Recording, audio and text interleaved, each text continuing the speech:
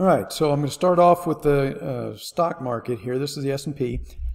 We've got another close below the 10-day moving average. So again, this is an opportunity for stocks to move down into that first daily cycle low.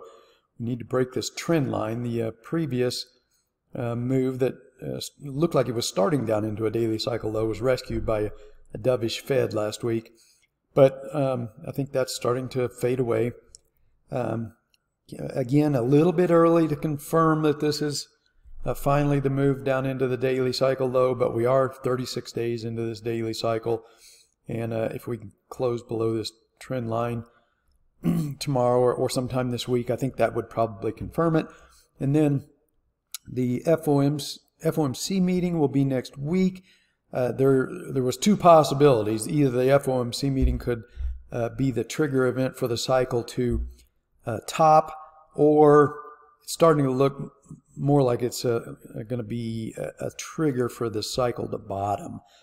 I've gone over the parameters that I'm going to be looking for to tell us, when the cycle has bottomed.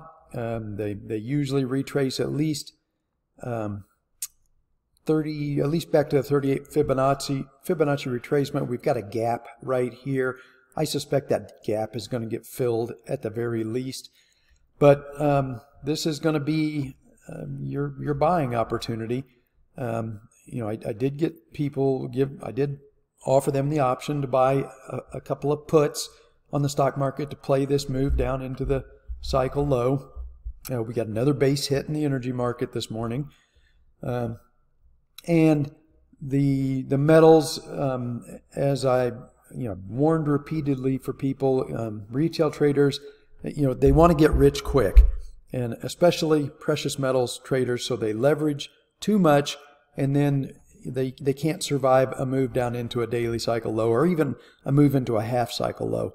And probably what's going to happen here is, as the stock market moves down into a daily cycle low, it's going to give the dollar an opportunity to rally for a few days or a week. Like I said, probably into the FOMC meeting.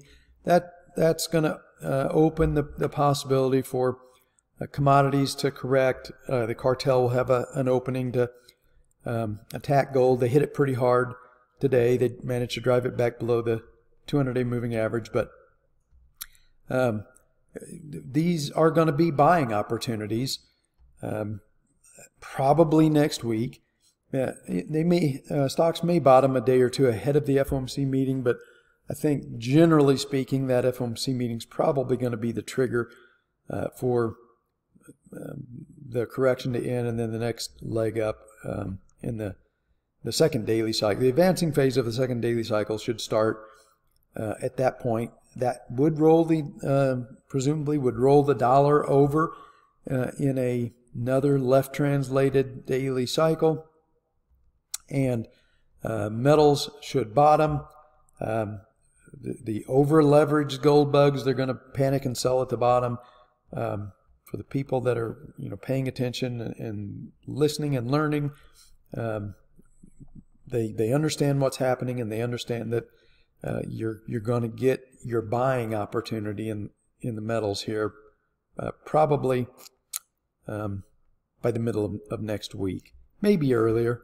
But the people that will listen to me and pay attention, they will understand what's happening in the metals, and then they will use that as an opportunity to buy low and then ride the second daily cycle higher. I do not think that the intermediate cycle in gold is topped, not yet.